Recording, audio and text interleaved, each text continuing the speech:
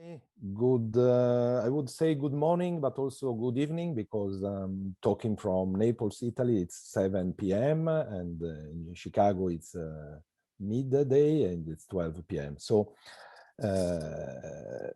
I'm going to introduce the book, which presentation is today now, and then to leave a space for a reaction, introduction of his work to Ahmed Shamsi, the author, and then to leave some time for reaction and questions and answer. I invite all of you, everybody who has some question, to use the chat, and then I will read the questions to Ahmed and have his answer. First of all, I would like to thank the University of Chicago and the Center for Middle Eastern Studies for this, I would say, double opportunity, the opportunity to be there digitally, ideally in Chicago, and also the possibility to present such a work, such an important work. I think that this book by Ahmed, Rediscovering the Islamic Classics, is a very important work which opens a new path of research, and I'm very pleased to have this occasion to talk with him about his work. I would like starting to move a step back. As a teacher in Islamic studies, I have been working with graduate students and on Arabic texts about for 20 years, and I have always recalled rhetorically when dealing with medieval texts and also contemporary edition of classics and contemporary literature, what is missing in our field. That is a critical approach to the text and attention to bibliographical criticism on what we are using as scholars of Arabic and Islamic literature.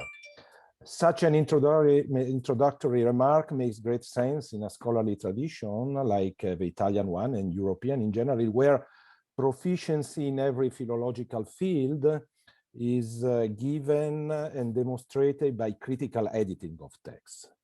Well, this cannot be said anymore now. Because such a work is here to stay, and it is Ahmed Shamsi book, which is, I guess, a significant, rich, and groundbreaking product. However, as such, as a great piece of research, as every groundbreaking work, many answers are given and even more questions arise. It is like reaching the top of a mountain, no? When you are up there for the first time, from the view you have, which is always new, you see unexpected new mountains to climb. And so this is the effect, I think, when you read such a work. This book, just to give a brief introduction to the contents, describes the condition and the diffusion of classics in preprint age, and then comes to bring the reader in the middle of the emerging and developments of critical work around the first printing edition.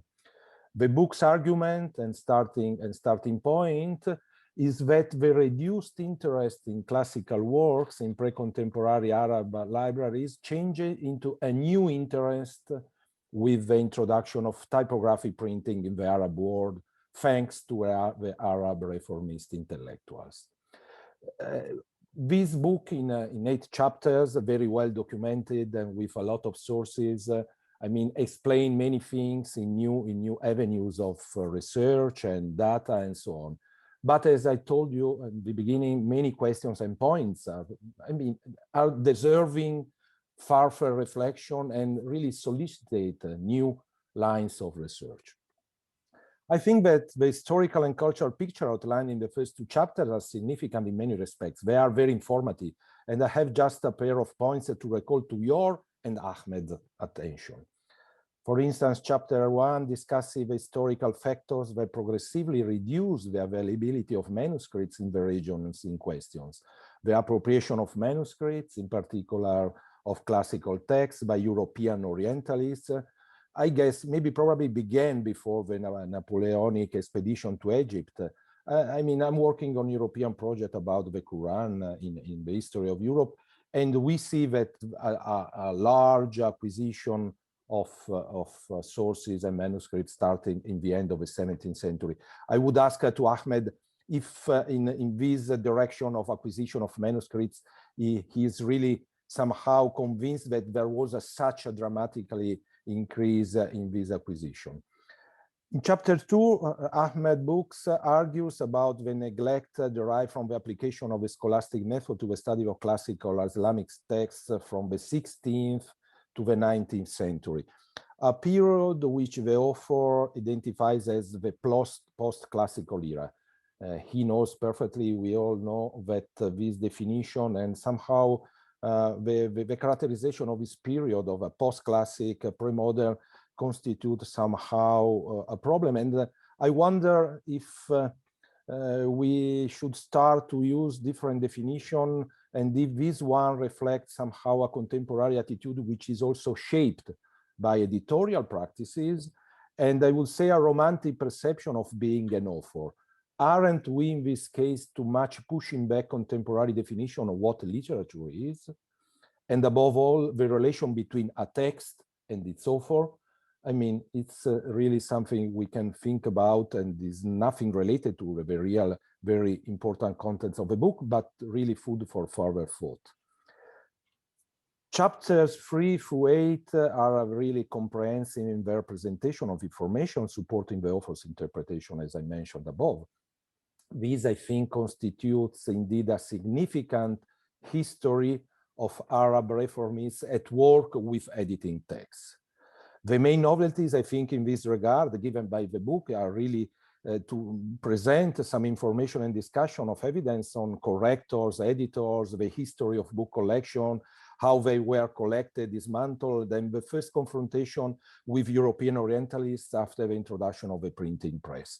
I guess we have here a new class of classical texts which were served by a new class of intellectuals made by bureaucrats, scholars, with institutional roles, but also teachers and correctors of the various printing houses. This is something new collected in this book. It's very important and really opens the way to further research. One question which I bring to the attention of the author, I mean, the production of glosses and comments, surely he knows very well, it did not begin in the 16th century. And the primary comments on classical works did not end after that. Do you think there is something so peculiar in the construction of the approach of the classics in this period before contemporary time to justify completely your outlook in giving your definition of this period? I think, I mean, does such an approach run the risk of considering the access to classics through the intermediary text as diminishing too much the relevance of classics themselves for sake of the argument? This is a question, I think, that arises from your book. There is also one red line going through the book which solicitates some other consideration. One very important point is really the condition of Arabic language and how a consciousness of the construction of Arabness also through a definition of classical Arabic in this editing, I mean, permeated the work of these editors and really cultural agents. I guess this is really a problem from a philological point of view. When you have an idealized model, how to manage with the supposed mistake and errors informing the editorial work, and how to manage, for instance, the so-called deviances given by Middle Arabic, also writing customs and so on. And one other point which is prompted by this consideration, how can we consider the beginning of this activity given by Arab intellectuals in relation to Orientalist practices? Because I see here some further line of discussion, which is given by the fact that Orientalists at the beginning defined their edition of Arabic texts, Arabic and Islamic texts, as critical texts. Actually, we know, according to practices in other philological fields, that they were not actually so much critical, but rather conjectural or diplomatical editings. So I really wonder if somehow the search for an idealized classical Arabic actually made Orientalists on one side and Arab intellectuals playing the same game at the same time. I really see one big problem in the definition of this idealized Arabic language and how to manage it as a key to reconstruct the supposed original text or the text to be published and presented to a larger public. Given this, and I'm coming to an end of my short presentation, the question of what classics and canon are runs throughout the whole volume, I guess. The influence of the publishing and the choice of editing and publishing books in the merging conception and consolidation of a canon is really one over red line going through the book, and very well developed, and also giving some illuminating insights all through the chapters of the book. One point of attention and of question, you, Ahmed, here, the author here, you are mainly dealing with the high culture and the so-called the production of the so-called classics belonging to a canon in progress. I made some other research about the so-called popular, not a high culture literature, where you can see an exciting period of diffusion of various printed works, which were copied and published by one publisher after the other, and which oriented also the taste. I just really would like to ask you if you ever considered also to work on this and to see maybe some different practices in editing book, not so intellectually conceived as a medium to build this canon, but also simply as a very exciting moment of diffusion of culture to a growing literate class of people. I come to an end to underline that the book really solicited very important questions and also an inspiration in many directions. I make an example to something on which I'm working now. You mentioned and discuss in chapter 7 Salafism and Salafists. You were probably working and collecting materials in the same years when Henri Lauzière and Frank Griffel discussed about the origin of the term with books, articles, and so on. And I would really ask you, what do you think? And if you have considered this in relation to Lauzière's criticism to an early use of the terms, and how your definition of Salafism, with the important evidence that you collected, impact on this. Because those Arab intellectuals that you define Salafists are really inside in the mood of giving prominence to editing Ibn Taymiyyah's book, and they have this agenda, no, going to early source in this way. I stop here. There will be many more questions and suggestions, but it is time to let Ahmed introduce himself and the book, not before, I guess, thanking him another time. We do not know if this will come as a first of many other studies in this direction by him or by Haver. The fact that it is the first comprehensive one about this cultural, very important page in the history of publishing and diffusion of books in Arab world is an attestation of a value that I think will grant the book a long life. And really a long life is also something which in these pandemic times we wish to all of us. Thank you. And please, Ahmed, it's your turn. Thank you so much, Roberto Totoli, for agreeing to join us today and really to bring also a perspective, a kind of European perspective, but also a kind of a perspective from the Italian academic world. You know, you're a professor at the University of Naples in the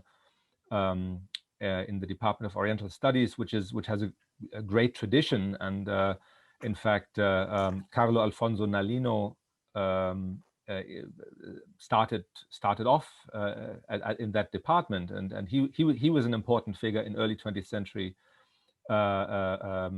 kind of overlap between Orientalist scholarship and Arabic scholarship. He taught at the University of Cairo, the Egyptian University, as it was called at that point, Cairo University today. And in fact, you know, my last chapter has a big section on Mahmoud Shakir, great Egyptian intellectual. And in fact, Mahmoud Shakir's first publication was a summary of Nalino's lectures on Arabic astronomy. So it's also nice that you know, the kind of great Italian Orientalist tradition that very often we ignore when we talk about Orientalism, right? We think Orientalism is either the bad British and French colonial stuff, or the very kind of literary German Orientalist tradition, but there are also other great Orientalist traditions, and the Italian is certainly one of them. So let me answer some of those really interesting questions that you brought up. And I have to say, in general, that is the way you started your comments, I think, is really pertinent. I did not set out to kind of answer all questions, but to kind of set out a story that would begin something of a conversation that would lead to more questions and more research on these really important points. And as we've discussed before this lecture started, the very field, the very kind of this hybrid field of kind of the modern history of the classics is something that is difficult to get your head around as somebody who studies the Middle East. People are either kind of modernists or they are studying classical Islam, and it's certainly something that is difficult to deal with on the level of graduate studies. It's something that my interest in this started as a graduate student, but it wouldn't have been possible for me to tackle this subject as a graduate student, and it took me many years to kind of get my bearing in this. So the first question, as I understood it, on my usage of the term post-classical, I kind of try to use that term. I mean, it's even in the field. Thomas Bauer has written a long article about kind of attacking the very idea of post-classical. I try to use it quite specific as actually post-classical, i.e., I want to describe thereby a period within which the classics became less and less important as a body of literature, which then preceded this kind of the main story of my book, the rediscovery of these classics. And one way of kind of bringing in also another question that you had about commentaries and glosses also existing before the 16th century. That is true definitely for commentary, kind of the genre of hawashi, etc. That really takes off in the 16th century as a title of books. But for me, it really is what were these people reading? What were these people who wrote these commentary traditions engaged with? The kind of the stage before the post-classical tradition. If you look at, for example, somebody like a Suyuti, who for me is like the very last stage before post-classicism. He is still somebody who read the classics. Like when he writes his commentaries, he cites, he's read Tabari's history, he's read Tabari's exegesis of the Quran, etc. But then you find like in the post-classical tradition, what I define like 16th century onwards, these authors have not read these classics anymore. So they cite, for example, Tabari through a Suyuti or through other earlier people. So second-hand, third-hand kind of.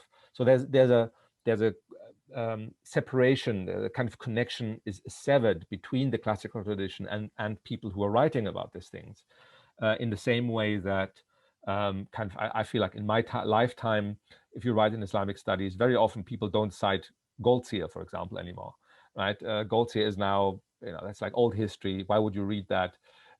So you maybe cite handbooks that summarize his ideas or something like this. I'm not saying that Goldziher is necessarily the same level as classics, as whatever Al-Jahid or something like this. But I'm just saying that there's a specific kind of intellectual move in which the classics just weren't necessary anymore to be on the top of your field, right?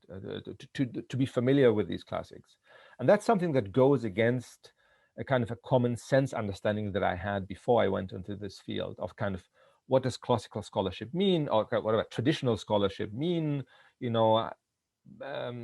Somebody who's familiar with the entirety of this tradition. And that's in a sense what attracted me to Islamic studies is that you have this wealth you have this grand horizon, both in time going back for such a long time, and in geography.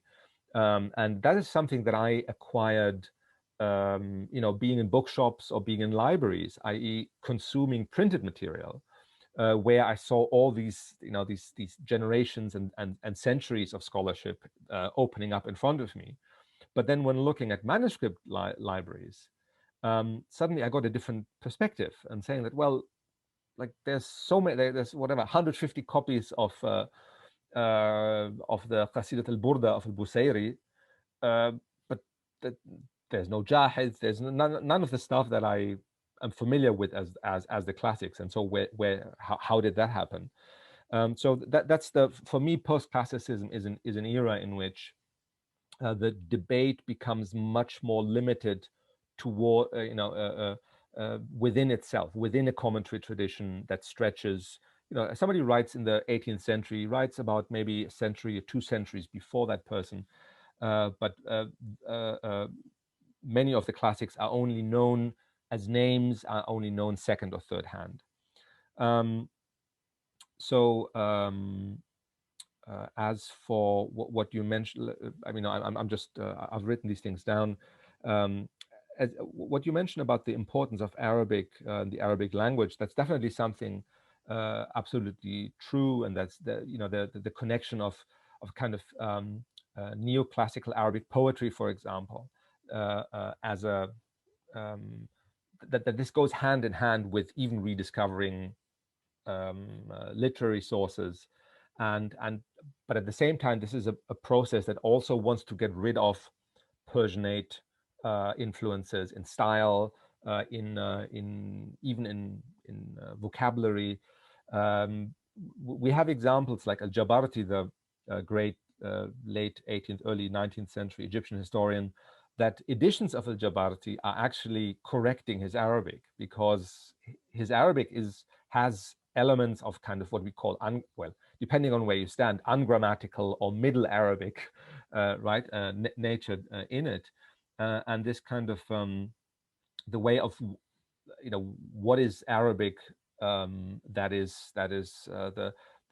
should inspire the modern Arabic exchange of the modern Arabic state, or the Nahda, and this is something I'm actually interested in right now, has these conflicting elements. There's actually also an element of vernacularization that actually wants to write down vernacular and maybe lift something like Egyptian colloquial into the realm of a written language. But I think at least among the Arabs, of course, among the Turks it goes the other way, but among the Arabs there is, the kind of the construction of an Arabic that is much closer to the classical than what you find in the post-classical period. And I took a class in graduate school with Professor Abul Hussein from the American University in Beirut, where we read 16th century chronicles, 16th, 17th, 18th century chronicles, and some of the Arabic is much more difficult than what you read from the 8th century or from the 9th century. This idea that we have of Arabic as being totally comprehensible from today back all the way to the 7th century at least is in a way also a product of these editors in the 19th and early 20th century, right? And the Nahda that kind of classified or made classical again the Arabic usage of in literature, and kind of also in a sense sidelined non-Arabic or straightened out texts that did not fit into this mold. On the question of philology, I think that's a very important question, and my book focuses obviously not on the Orientalist side. I'm focusing on the kind of native editorial practices and scholarly practices, but the Orientalist side is important because, of course, there is no single Orientalist method of doing things. I mean, there are certain there are standards of how you organize information on the page, but what really struck me is that that the basic rules of critical editing that we think of, whatever Lachmann's method and the stemma, etc. These were developments that were going on in the 19th century, and they were not even within just even classical biblical classical scholarship, Greco-Roman scholarship, were not accepted for a long time. And in fact, I mean, we're never quite dominant. We're never hegemonic. And that when Orientalists started editing Arabic texts, they didn't bother having a critical apparatus at all. It looks exactly like a Boulaq edition. Selettro de Sassis editions look exactly like Boulaq editions. It's just the script is not as pretty. But then you have this stage where textual criticism as a methodology is theorized, and it's part and parcel of this scientific the scientific aura of the West, right? That they have discovered ways of doing things that are objectively better, and even though that is not necessarily the case, and as you know, it's first of all, it's extremely painful just to do a stemma, right? Even if you just have 3 manuscripts, it's painful. But if you have 15 or whatever, it takes years to do, or it can at least.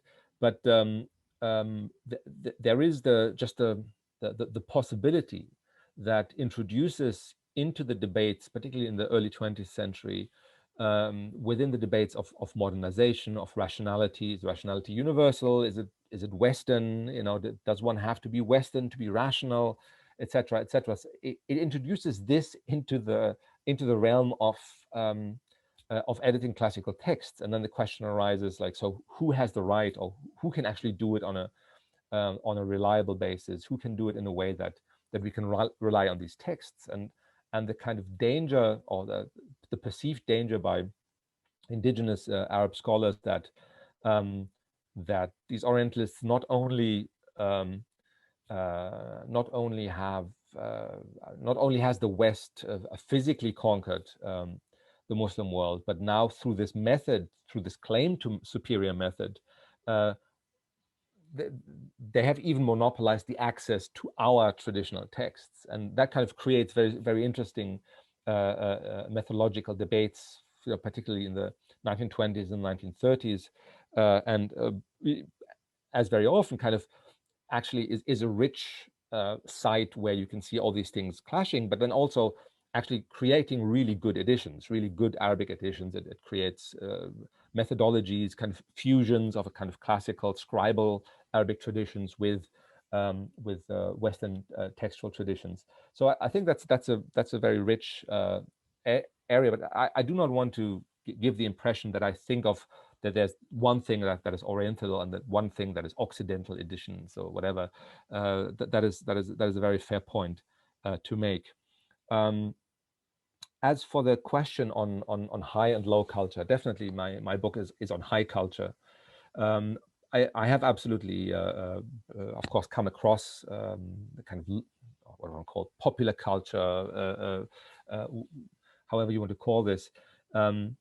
There is definitely less of a break than on the high cultural level. Things like the Sirat Beni Hilal and the 1001 Nights, etc. These are very, very early printed works, and of course they are also reflective, of course, of oral tradition, of kind of traditions of these things being performed by reciters, etc. But I'm not aware of. I mean, there are, of course, I mean, there are various lacuna in my book, but I mean, primarily the lacuna were in the areas where I did not see print introducing a great change.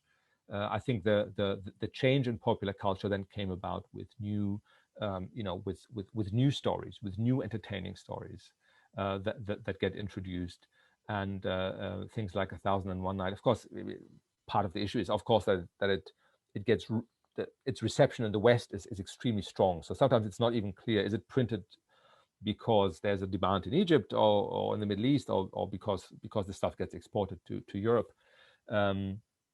And we see this in debates among Arab scholars. Are these great works of literature? The Orientalists seem to think that, but we don't think that. So again, there's a lot of work to be done that I definitely haven't done, and I don't want to pretend that I have. Part of the issue, of course, is also the Arabic. What is the level of Arabic? How to kind of translate this in a way that it can be used. What about the kind of more immoral stories, etc., that are involved in 1001 Nights, etc. Finally, to your question on the Henri Lausière and Frank Griffel debates about Salafism, the meaning of the word Salafism, to what extent this is a neologism that we can date to a specific point in the 20th century, or whether we can extend this back in time.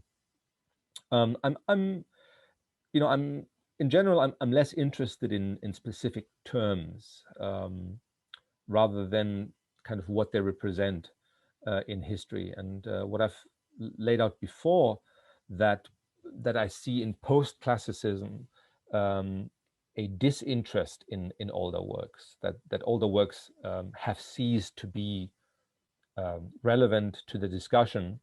I think what we see, and as a kind of as part and parcel of kind of Arabic modernism, is a reorientation that says, no, the classical tradition, in fact, is more relevant, is more important than the post-classical tradition.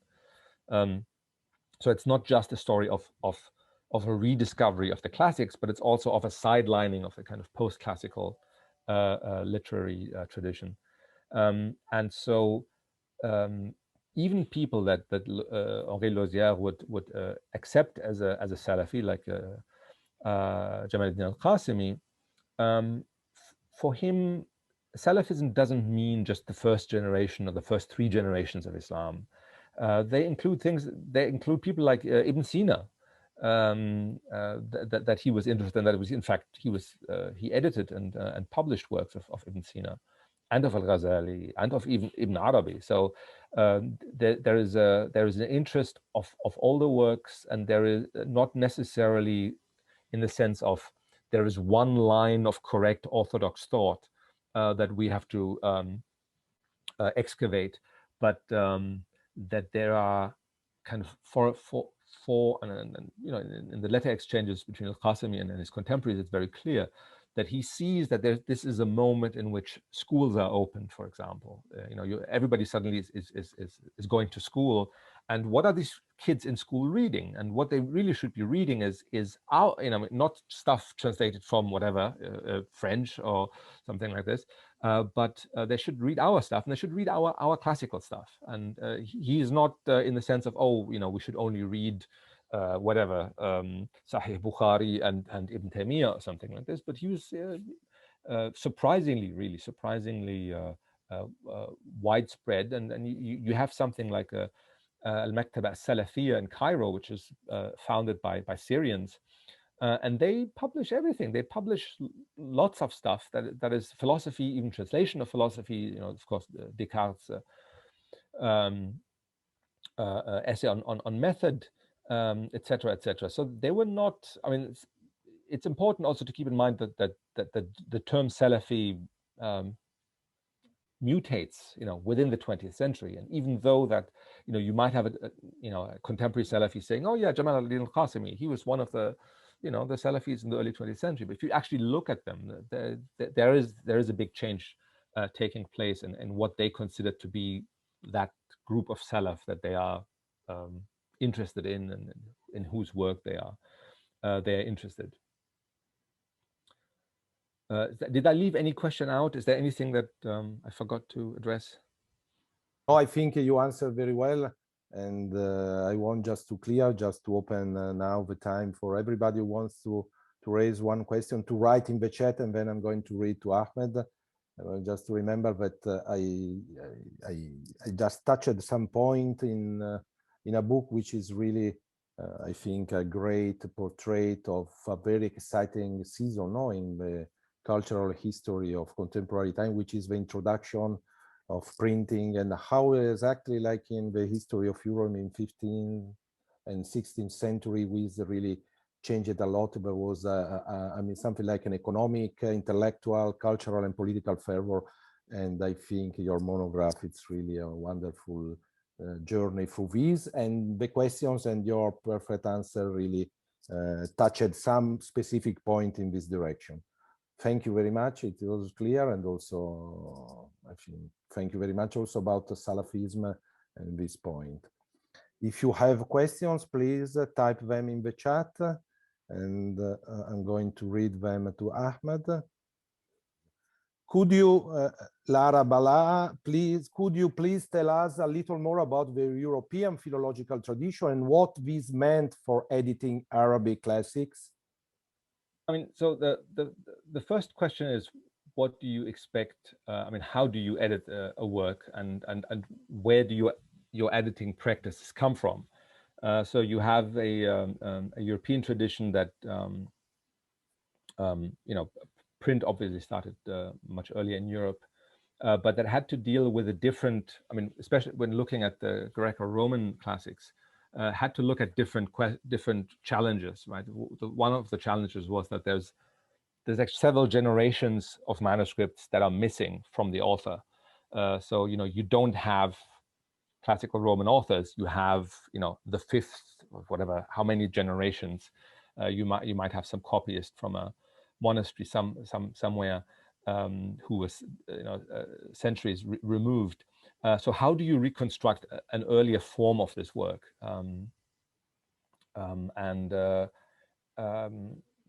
European textual criticism developed as a response to those challenges, and then this methodology was also deployed. I mean, and of course they developed different methodologies to this, and in fact very similar to what would happen in the Arabic tradition. Is at the beginning they had like relatively uncritical prints, kind of Vulgate prints, in which they had one manuscript, maybe they printed that more or less, and then there were all kind of problems within this text, and then you took different manuscripts, you improved that, and then you had in the 19th century you have this idea of creating a stemma, i.e., creating a kind of genetic, like a family tree between manuscripts, which then allows you to do quite fancy stuff actually, in order to reconstruct earlier versions that are lost of textual forms. So when so I mean, one of the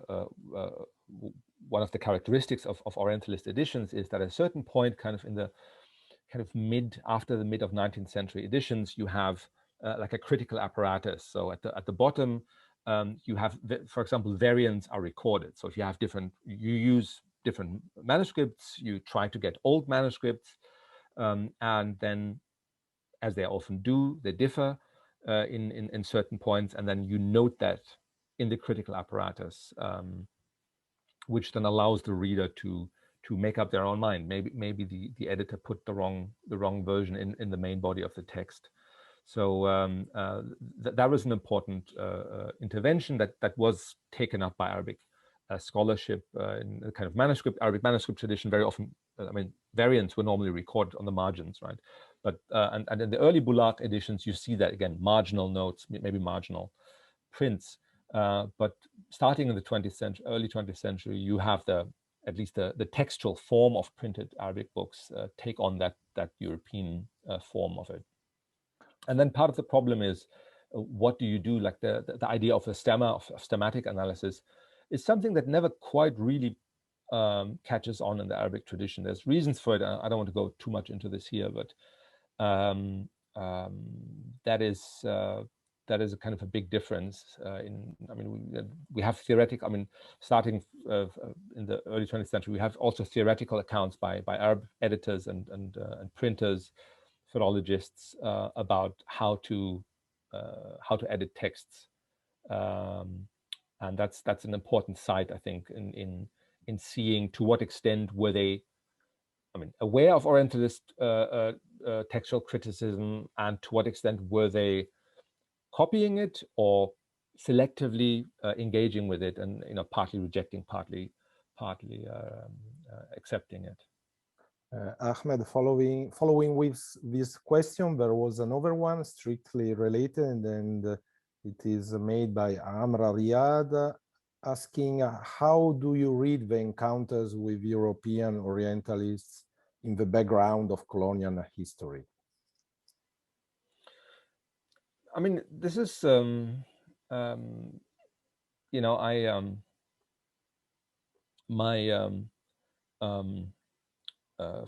my own family history. I'm half Egyptian, half German, and on both sides we are farmers. And what I realized pretty early on is what is interesting when members of our families met, even if they didn't speak the same language, is that if they encounter the same problems of life, then they connect very quickly, right? And so if you have issues of how you deal with the field, or how you deal with pests or something like this, how you deal with the weather, and similarly, I think on the level of textual criticism, you have the same thing, that you have very, I mean, on the personal level, you have very cordial relationships, but on the practical level of these people looking for texts, trying to help each other with texts, you have networks in which Orientalists and Arab scholars or Muslim scholars, Ottoman scholars, Persian scholars, Indian scholars, very closely, send letters back and forth. I mean, one of the challenges that I describe in my book is the very challenge of just finding manuscripts. I mean, before you have cataloged manuscript library, or even after you've cataloged libraries, but definitely before, how do you even? I mean, you read somewhere that a book existed. How do you find out whether it exists and how to get it?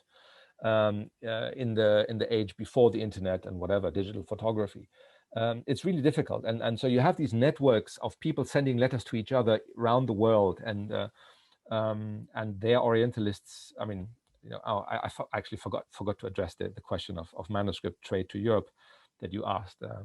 But by the mid-19th century, you have well, tens of thousands, more than 100,000 Arabic manuscripts in the Western world, many of them actually very old. So there are manuscripts that have been lost in the Muslim world, but that exist in Europe. And then, of course, you have Europeans who are also interested in manuscripts that exist in the Muslim world. And so people send actual manuscripts very early on. I mean, you can see that very early 20th century, people photograph manuscripts, whole manuscripts, send them. And so there is that on the practical level, there's cooperation. Of course, as with everything, people have personal problems with each other, and there are, of course, also kind of institutional problems. And so what I discuss in chapter 8, Ahmed Shakir has problems with Orientalists because of the kind of unequal playing field of academic exchange that he experiences, in the sense of that he says, well, look, I mean, I'm not saying Orientalists should shut up about our texts, but if I have the better arguments, I should win the day. We shouldn't listen to this German guy who runs the Egyptian National Library just because he's German, and just because Europe is dominating the kind of the Muslim world. So there are these issues people kind of perceive Orientalism as a force, but they very much interact with and have cordial relationships with individual Orientalists, right? And I think that's something that sometimes is missing actually today. I mean, you mentioned Nalino teaching at Cairo University. There were many more Europeans teaching in Egypt, for example, in the early 20th century than they are today. And so people there actually they knew people personally very closely. While today, Orientalism, like Istishraq, it's like, it's like Istishraq and the Illuminati. It's like the same level of generalization that really doesn't have a face, or and so that's an issue. Yeah. Thank you. There is an important issue raised by Mariam El Ashmawi. Thank you for this lecture. I wanted to ask about what you term as Sufi exotericism and whether you think print culture affected Sufi's interaction with publishing houses and mystical texts. Yeah, I mean, the reason why that comes up in my book is that one of the questions I'm asking is, why is it that in the post-classical period, you have this, you have this strange phenomenon that, when you ask about, Islamic culture and books, you think about jahiz and, bibliophilia, people loving books and as many books as possible, etc., etc. But in the post-classical period, you encounter more and more statements in which books suddenly become like symbols of superficial knowledge, and people trying to kind of overcome book knowledge. And there is a strand of kind of Sufism in the tradition of Ibn Arabi that I think, I mean, you can write the history of that idea and connect it to that branch of Sufism, according to which there are just forms of inspiration that you can reach, that just create much more certain knowledge and much more reliable knowledge than book knowledge. And so book knowledge becomes like the opposition. Then you enter the Sufi path, and if you have actually studied books, then it's more difficult to let go of this. So you actually, you start at a minus, that rather than at zero. You first have to unlearn your book knowledge, and so that works into all kind of issues, in which kind of this esotericist epistemology becomes influential, and then modernism, Islamic modernism, Arab modernism really turns, when we turn against Sufism, they turn against that type of Sufism, kind of obscurantist, kind of inspired saintly men who you can't question because they have access to knowledge that nobody else can check, basically, or verify. At the same time, Sufi texts are printed very early and are printed. And one of the reasons is that these Sufi texts are incredibly widespread. So there are many more copies of Ibn Arabi's Futuhat al-Makkiyah than of classical texts, stuff like Al-Jahiz, or any of the really early texts. That kind of the Sufi tradition has is very well attested in manuscripts and is then very early printed, and so you have that early on, with regards to critical versions of Ibn Arabi's Futuhat al-Makkiyah, that the critical edition was only published in the 21st century, just very recently. So that's another story. But there is a part of the issue of the post-classical period is that Sufism, has a lot of works copied, etc., in that period. So there is a very good basis of the textual Sufi tradition. That probably doesn't answer your question, but I don't know. Thank you, Ahmed. We have something less than 10 minutes for a number of other questions. Alison Ahern, a very simple but not so simple question. I would like to ask, what do you want the reader to remember or reflect upon after reading your book? I mean, the first issue is that I want to remind people who are interested in the classics that today, when we go into a library or when you go into a bookshop, we see the Islamic tradition in a way through a gateway, which was kind of 19th century, early 20th century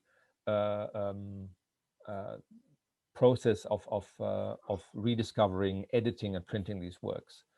And that what these people decided was worth printing has has really shaped our perception of what the classical period is, and it's really difficult to get. I mean, to get out. I mean, in that sense, I think if you really want to appreciate things on a higher level, you need to be also familiar with the manuscript tradition still, even though, you know, so much has been edited. I think it's always important to keep an eye on what is in manuscript, so that we are, I mean, as it is, I do that the same. I like manuscripts. That's why my background is that I like reading manuscripts, but, you know, working with printed material is much easier. And so I also want to, and that's something that I see among European historians. They honor the people who did their great editions and who were their philologists, etc. And so I think it is also kind of meant to be a kind of a monument to these people that we rely on so much, and that kind of we put in this awkward position in our bibliographies between, you know, as editors, and it's like, these names, whoever these people were, you know, we don't even know who are these people, service providers, whatever. No, they were scholars, and we look at the classical tradition through their eyes. I think that's what I want people who study the classics to know, and people who study the modern Middle Eastern history, that that modernization isn't just about reading Voltaire and translation or that kind of thing, but modernization is also part and parcel of modernization is a reorientation towards classical Arabic and Islamic thought, and that we have to reckon with that too. Thank you. There is one more specific question by Paul Cobb. My greetings to him. I have also his name on his books here in my shelves. I would be interested to know about technological changes and canon formation. For example, the introduction of linotype printing. This is a late 19th century technology in the US, but I wonder when it arrived in, for example, Egypt. A related question concerns the connection between newspaper printing and the printing of texts like those you study. Yeah, I mean, the technology of text, of printing, I have to say, I'm in my book, I basically didn't touch lithographs at all, because I find it's much more difficult to write a history of lithographs, because, I mean, if you're familiar with them, that they look like manuscripts. They are printed in much lower numbers. They contain much less information about the print.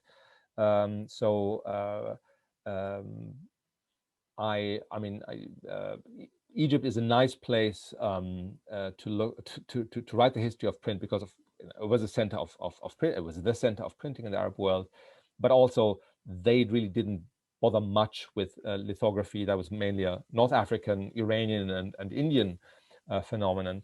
But different types of printing are important in the sense of I have not looked into subsequent developments like linotype, but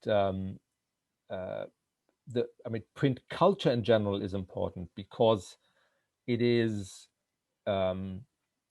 newspapers, journals, etc., are amplifying print. They're amplifying the classics as well. And so one of the things that I found really fun and really surprised me is that the term taqrid, which, right, in the classical tradition we think of blurbs that you write on manuscripts, became the term that was used for book reviews in journals. And so you have journals that take up new editions and that even highlight manuscripts that haven't been edited yet. And we're not talking about specialized journals, but really kind of general culture journals for whom this process is a live cultural issue.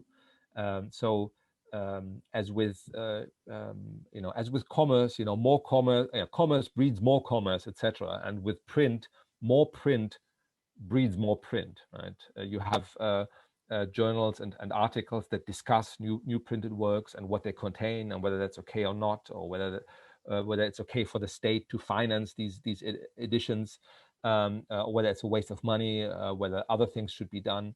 So that there is there's a culture of texts being printed, and then there's a culture of contemporary texts created that deal with that, on the level of daily newspapers and journals, but also, people publish classical Arabic dictionaries, and then somebody publishes a book that that discusses problems within that text, or kind of maybe modern changes in these terms, etc. So there is a conversation going on. Thank you, Ahmed. I think we have 3 minutes left. I see a list of very interesting and stimulating questions, but I think there is time only for another one. And I really follow the order of the people writing them, because all of them are very interesting and you can see them. El Banin Zahiri asks, can you sum up the guiding principles of early printers and editors in Arab countries? And when does this early period end? I mean, the early printers, I mean, part of the distinction I think that I was surprised to find is that in the early printing stages, you have these people who are employees of a printing press, and they're called musahihun, correctors, and they are the ones who basically copy the original manuscript, make sure that that the typesetting is done all right, and that there are no they proofread the proofs basically. They're not philologists in the sense that they have, they're sitting in their office. They're not, professors sitting in their offices, kind of, taking years, whatever. They have a schedule. Oh, we have to get this book out by January, whatever, etc., etc. They're still, they're kind of broadly speaking specialists in terms of Arabic. Very often they're graduates of Al-Azhar, etc.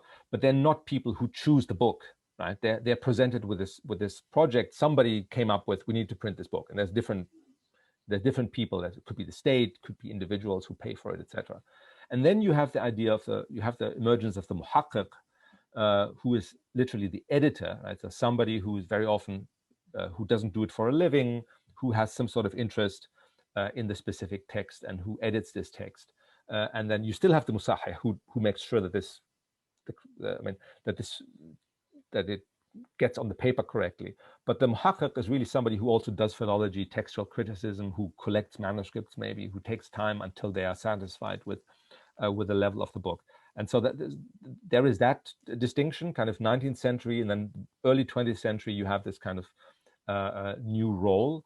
And then you have kind of, from World War II onwards, you have institutions. The Arab League has the Ma'had al-Makhtutat al-Arabiya, where you have these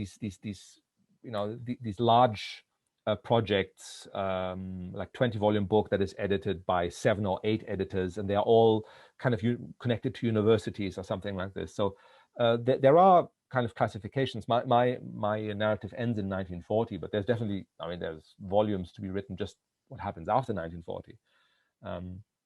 So maybe we have one more question. Is there one more question by Mohammed Sarra? Thank you so much for your informative talk. Could you speak a bit more about how editors you are looking at understood this project of editing and collating Arabic texts, not just for Arabness, but also for Islamic identity? Does the idea of who a Muslim is change in a covariant way with who an Arab is? Yeah, my book really focuses on Arab-speaking countries primarily, which is a limit. But I think there is something that is important in a country where you speak Arabic to publish Arabic books, rather than in a place, let's say, like Istanbul, where also Arabic texts were published, even though that was not the first language of cultural discourse. Part of the what is kind of motivating me to write this book is the idea that different editors have different agendas. And when I say agendas, I don't mean that in a cynical way, but in a sense of they have different motivations for doing what they're doing, and some of them doing it for I mean, for various reformist projects, different reformist projects. They're interested in this, they're interested in that, they're interested in ethics, they're interested in political history, etc. They're interested in literature, or they are, you have reactions to this where people are not happy with these reformists and they want to counter them by editing other texts. So it becomes, I mean, editing the texts is a reaction to cultural, political situations in which people find themselves. And as for the question of whether it changes what it means to be Muslim, I think it does change it in the sense of I mean, for many people who are particularly interested in classics, it widened the horizon of what it could mean to be Muslim. So when people say, okay, well, look, there are opinions that might have fallen out of the tradition, but they used to be part of the Islamic tradition. Right? So it allows people to imagine a wider spectrum of possibilities in a world that was changing so quickly, right? In the kind of 19th and early 20th century situation. I think thank you very much for your answers and for this great occasion. Thank you to all the participants. And really, it's a pity we cannot go on, and I really apologize with those writing questions we had no time to answer. I think really that this discussion as the book is really a demonstration of how this work opens new ways and really give a perception of how the texts we all use have their history made by people who worked on them, spent their life, and really contributed to give life to this incredible season, which was a 19th century and 20th century editing and printing in the Arab world. Thank you, Ahmad. Thank you to everybody. Thank you so much, Roberto, for hosting this, for joining us, and many greetings to Italy. And thank you to all of you for attending. If I'm sorry to those who asked questions and I didn't manage to answer them in time. If you email me, I'll definitely get back to you with these. Thank you. All right. Bye-bye. Bye-bye.